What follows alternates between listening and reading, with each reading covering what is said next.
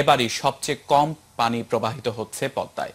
গত ৭ ও ৮ মার্চ পদ্মায় পানির সর্বনিম্ন উচ্চতা ছিল ৭.64 মিটার। ১৯৭২ সালের পর থেকে পানির উচ্চতা কখনোই এত নিচে নামেনি। পদ্মায় পানির কমে যাওয়ার রাজশাহী অঞ্চলে ভূগর্ভস্থ পানির স্তরও নিচে নেমে যাচ্ছে। মরে যাচ্ছে পদ্মার শাখা নদী ও খালবিল। উত্তপ্ত হয়ে উঠছে পরিবেশ। রাজশাহী থেকে আরো জানাচ্ছেন সহকর্মী সৌরভ হাবিব।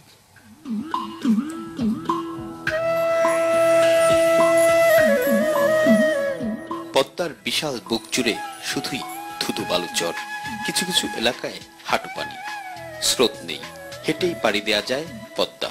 পদ্মা নদীর মাঝি উপন্যাসের সঙ্গে এই মরা পদ্মার কোনো মিল খুঁজে পান না নতুন প্রজন্ম। পদ্মা নদীর মাঝিতে যে খরস্রোতা পদ্মার গল্প পড়েছি, যে সেখানে সাঁতরিয়ে পার হতে হয় এক প্রান্ত থেকে অন্য প্রান্ত, কিন্তু এখন দেখা যাচ্ছে এই পার থেকে ওই পার তো হেঁটেই চলে যাওয়া যাচ্ছে।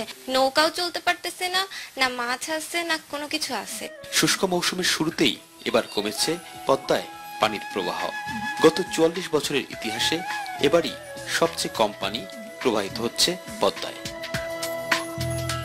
অতীতের সব রেকর্ড মুছে দিয়ে গত ৭ ও ৮ মার্চ পদ্মায় পানির সর্বনিম্ন উচ্চতা এসে দাঁড়ায় ৭.৬৪ মিটারে। পানি উন্নয়ন বোর্ড বলছে, ফারাক্কার প্রভাব, বৃষ্টিপাত কম এবং জলবায়ু পরিবর্তনের কারণেই পানির এই সংকট দেখা দিয়েছে।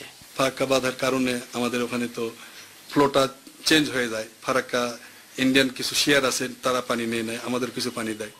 পদ্মা পানির প্রবীণ মৎস্যজীবীরা জানালেন, একসময় এই পদ্মার বিশাল জলরাশিতে বড় বড় ইলিশ, রুই, বাঘাইর, বোয়াল সহ শত শত প্রজাতির মাছ ছিল। তবে মিল খুঁজে পান না এই সময়ের নবীন জেলেরা। বড় বড় মাছ ছিল, আমরা ধরেছি, আমরা খেয়েছি, নিয়ে এসেছি, বিক্রি করেছি। মাছ নাই তো, এখন যা মাছ পাওয়া যায় জীবনটা কোনো রকম ভাবে নির্ভর। নদী গবেষকরা বলছেন, পদ্মায় পানি কমে যাওয়ার প্রধান কারণ ফারাক্কার বাঁধ। উজানের দেশের সঙ্গে সুসম্পর্ক রাখার পাশাপাশি আন্তর্জাতিকভাবে এই সমস্যার সমাধান করতে হবে। ব্যাপকভাবে দেশের মানুষকে সচেতন করতে হবে এবং পাশাপাশি পার্শ্ববর্তী আমাদের বন্ধু রাষ্ট্র, তাদের সঙ্গেও কথা বলতে হবে খুব ভালোভাবে এবং আইনের আলোকে। পদ্মার এই জায়গাটিতে একসময় ছিল উত্তাল জলরাশি, আর এখন এখানে শুধুই বালুচর। নদী গবেষকরা বলছেন, ফারাক্কার প্রভাবের কারণে পর্যাপ্ত পানি না পেয়ে নদীটি এখন মৃতপ্রায়। আর এ কারণে পানির স্তর একদিকে নিচে নামছে, অন্যদিকে উত্তপ্ত হচ্ছে এখানকার বাতাস। ফলে পরিবেশ হচ্ছে বিপর্যস্ত। Sourav Habib, ATN news, Rajshahi.